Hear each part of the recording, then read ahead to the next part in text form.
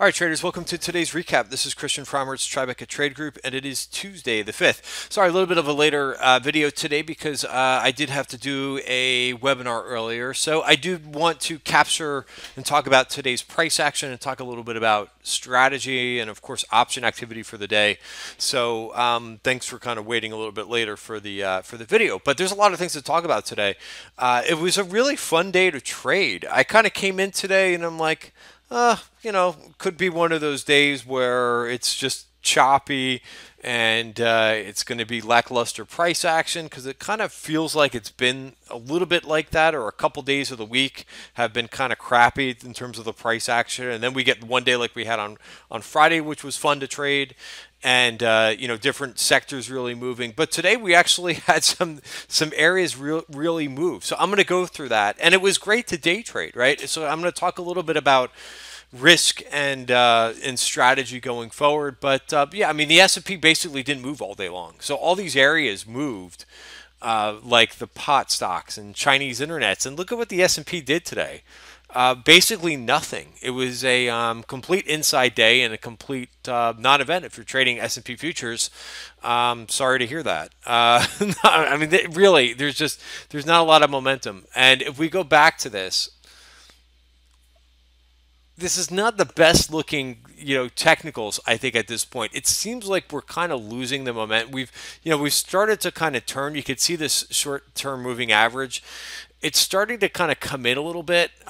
Maybe we're coming in to kind of meet the 20-day moving average, right? Play a little bit of catch up, but it looks like we're definitely in digestion mode. And we're either going to continue to digest for a couple more days, or we could turn. This is straight from the weekend newsletter that I talked about too.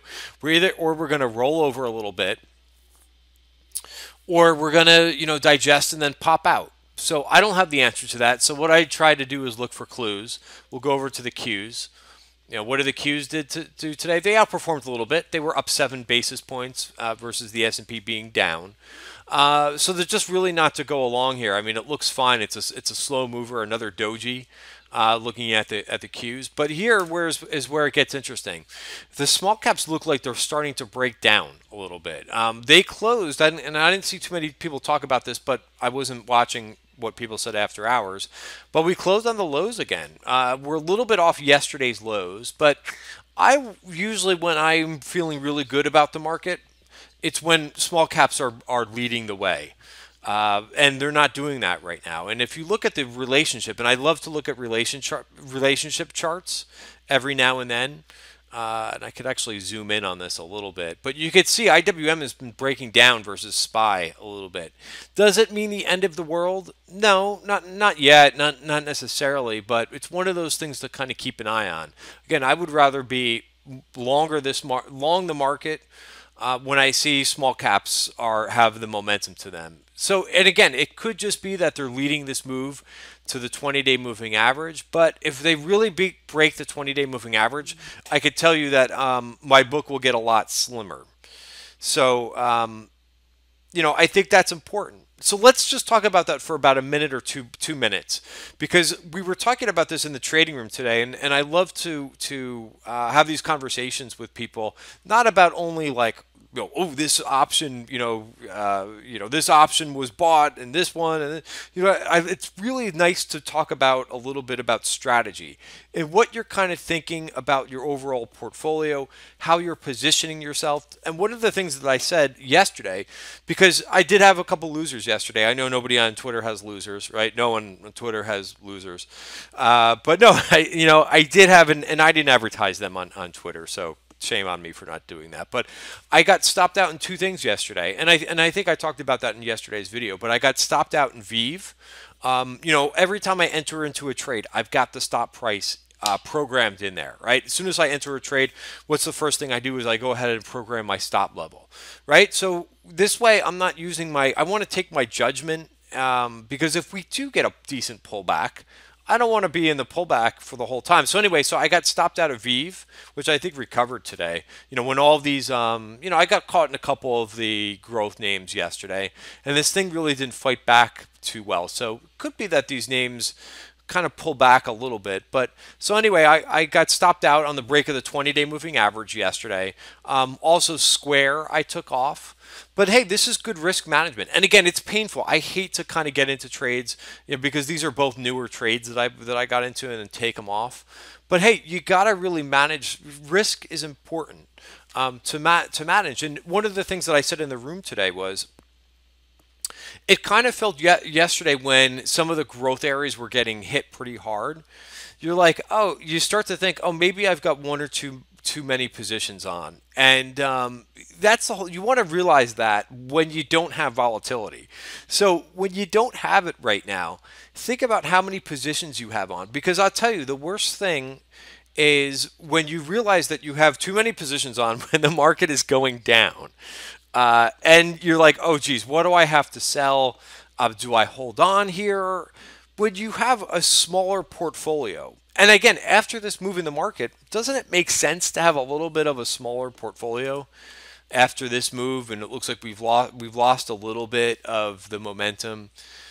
I think when you have, when the market starts to go down or it's down 1%, and again, I'm not saying that that's going to happen tomorrow, but it's a lot easier to kind of like live through it when you've got just a few positions on, and you're like, okay, and maybe they're not full-size positions either, where you're like, oh, geez, if it pulls back, I actually want to buy more, right? That's the attitude that you want to have, or that's the feeling that you want to have, when we get that volatility, rather than like, oh my God, the market is going down and my portfolio is getting smoked. What am I going to do? I can't. What am I going to buy puts now?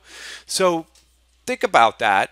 And think about that while the market is closed, because again, it actually feels really good. I know sometimes we get caught up in our positions, and we get caught up in our judgment. We don't want to throw in the towel on anything, or we don't want to take anything off because it admits that we might be wrong. I think that the sooner that you can get out of that mentality, the better. I mean, sometimes I force a couple exits. I do that at the end of the week all the time. Even if something isn't really causing me any pain, I just like to be, and I've learned over time to be more nimble. And you're going to catch those things. The other thing is too, when you have a smaller portfolio and when you've taken your gains and sitting with cash, you could focus on those new opportunities that hit the tape. Because I'm going to get into today's price action. We certainly saw a number of them. And I had to say at one point today, I'm like, all right, that's it. This is another good looking trade, but I'm just not going to take a lot more risk here. So I sent out a couple of trade ideas on the private Twitter feed today. I'm like, hey, here's what you could do with Netflix, which I'll talk about that trade. But I'm like, I can't take any more trades until I take a little bit more money, cash off, because I've added a couple things like Amazon. What was the other one that I added? YNDX, which I think was a really nice looking chart. Making a nice move here. So, these are things that I'm going to have to watch, and I don't think it's the time to say, hey, I'm going to add, 3 or 4 positions today, and hope everything kind of just continues to go up. So you kind of have to have that mentality when you come in the morning. What's your plan? Okay, so let me talk about today's price action. So, and then the other thing is the way things are moving, like we saw after earnings in this hua. You don't necessarily have to even put on a swing trade here. We put this trade on. Hua has 13% short interest, so we put this trade on. And again, it's a Chinese internet name. These names carry a lot of risk. So what did I do with this trade? I put on 200 shares, which again is not a huge position. But the range that this thing gave, it was up 20%. And then, do I want to get greedy with this thing? No. So I took it off at the end of the day, and I missed the absolute high on this thing. I was looking at this virgin point of control, which will show up on the screen in a minute, but just something that goes up a couple bucks, and you got it in the morning. That's a great trade. No reason to be, super greedy. Or if you want to leave a trailer on, make sure that the position size in these things are so important. And the risk. This is not getting into, so it did take out this virgin point of control. Let's see if it comes back and rechecks it. But, this is not trading Apple. for example, right? I mean, these things it moved up 20%, and probably forced a lot of short covering. Look at the volume in this thing today, right? So that was one of the trades. We saw this big, ginormous. I love to get into trades before they happen. Or before the option activity, but there was this big YNDX call spread. This was a name that we had in the weekend newsletter. So again, the plan for me always is to get in before the I'm not going to say dumb money, but I just think that the guys who are trading the options, they're late a lot of times, right? So big January 45-50 call spread that went up. Pretty good risk to reward. So if you look at this 40, where's 45? It's way up there. So that might be a good trade after I get out of. So I'm in common stock with this one. You know, why am I in common stock with this one? Because the implied volatility, it's actually not that bad. I think for the leaps they're 35, but you know it's a $35 stock. It's got plenty of momentum. This thing was up 3% today, so I'm looking to take this thing off probably around 37. Again, always know where where you want to be taking things off versus your stops. Good to know both of those things today. What else? I gave up on EA today. Out of that one. Amazon, I got lucky with this one. This Amazon, I've been long for the last couple days and kind of restructuring some trades, but this thing gave back all the gains at the end of the day. It was in value for all day. And you could see, so again, not being greedy, right? I mean, I got into a call spread for $5 yesterday, average cost, and I took a target. I forced a target right at the top of value. I just didn't think it could get through there. I am looking for a continuation. I still have a trade on in Amazon, but you got to take profits where they are. Interesting. Amazon and Netflix were in value all day today, and the two that got going were Google. That actually sold off at the end of the day, and Facebook. Facebook, a lot of volume today. No pullback in that whatsoever. So really nice, I think, looking on from a chart perspective. Again, big volume. It hasn't done anything since earnings, right? Did this little move up after earnings. All these small, really inside days, found the support at the 20-day moving average. I think this thing's probably headed to 176, you know, back up here. But I think that's interesting. Oh, and then Netflix. Speaking of Netflix and inside day, look at the positioning. Now, this was an outright trade. I mean, $9.4 million. So if you're in the camp of Netflix, and I sent out a trade ID on this, where you could basically use a call spread. I mean, it is into support. You know, you could use that 3. If it breaks this value, I would get out of it. 348. Call it even 348. But I think a good place. You know, it had all this hard time. You know, I've been talking about Netflix a couple different times where it stalled out. The beginning of the day was the highest print. So maybe that's washed itself through. Maybe there's been a seller in the name that's just been not letting the name go higher. But clearly there's some big positioning going on in this one. So full disclosure, I took a tiny trade in this one because it was just too big of a trade for me not to have some exposure. You know, sometimes these things are, you know, if I see such a big trade on the tape, and if I don't have any of it, and you could kind of you could trick yourself a little bit, right? If your normal size trade is, I don't know, a $2,500 or a $5,000 trade, maybe you put it on for $500 or $600, just so that you've got some exposure, and then you can kind of monitor it. That's how I trick myself when I don't really want to be adding a lot of risk, and that's kind of what I did today. I think I put on a $600 trade or something like that, just so that I feel like I'm in the game. And if this Netflix call buyer ends up being right, sometimes it's worse than losing money when you're like, oh, I identified this and it didn't go up. All right, so a couple other things. I lost my train of thought. There was one other thing that I was going to talk about in terms of management, but that's probably it for the day. I could go over some more of the option activity that we saw today. A lot of CVS. Somebody looks like they stuck out their neck on Netflix on CVS today. They positioned for it both in August and in January calls, thinking that it's just fallen enough. You could bring up that chart on your own. Stay was another one. IQ. The pot stocks. Man, did they take off. They went after this ACB. I did not jump into this thing. I didn't jump into any of these names. But I tell you, when these things catch, they run. And this thing's up 12% today. So again, uh, you don't have to necessarily add that overnight risk if you don't want to. If you're getting a little bit worried right now, there's plenty of things. Look at the volume in this thing today. Same thing. Cron was continuing to move higher. CGC we were looking at as well today. That thing has to get through a little bit more of resistance. We talked about this on the 1 hour, but it's close. I would set your alert. We talked about this right when it was at the point of control today, because all these things were running, and we did see a little bit of call buying in CGC. But this was a great little day trade too. If you're super disciplined, 47.15 where we saw this to 48.26, you could have been playing some weeklies or something like that, and managed to make a little bit of money on it.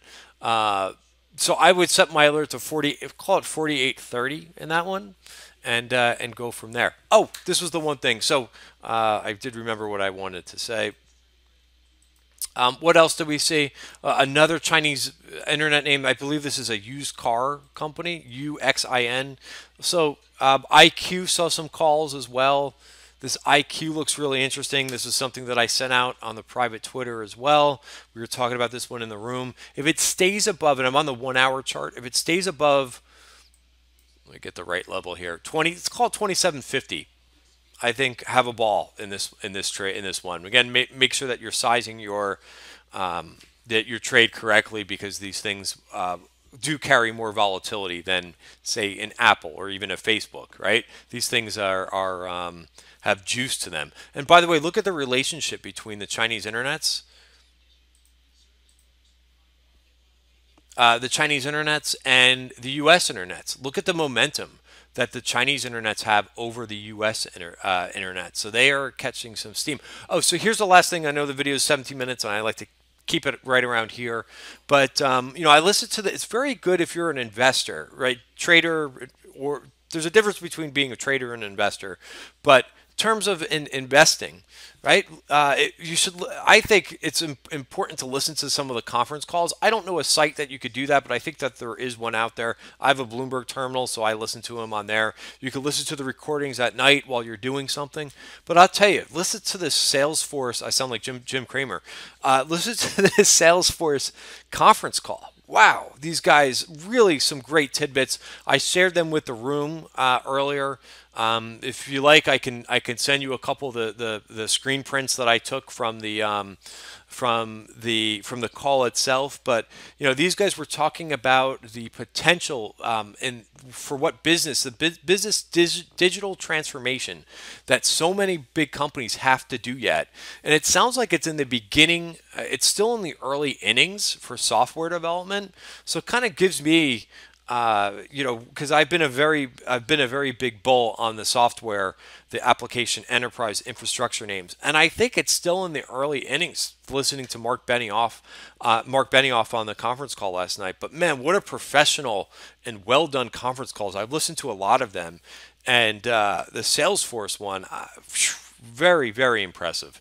But if you're a fan of the software and the momentum that we're seeing in some of these software names, I hope they come in a little bit more, because I think there'll be some great buying opportunities. So that's it.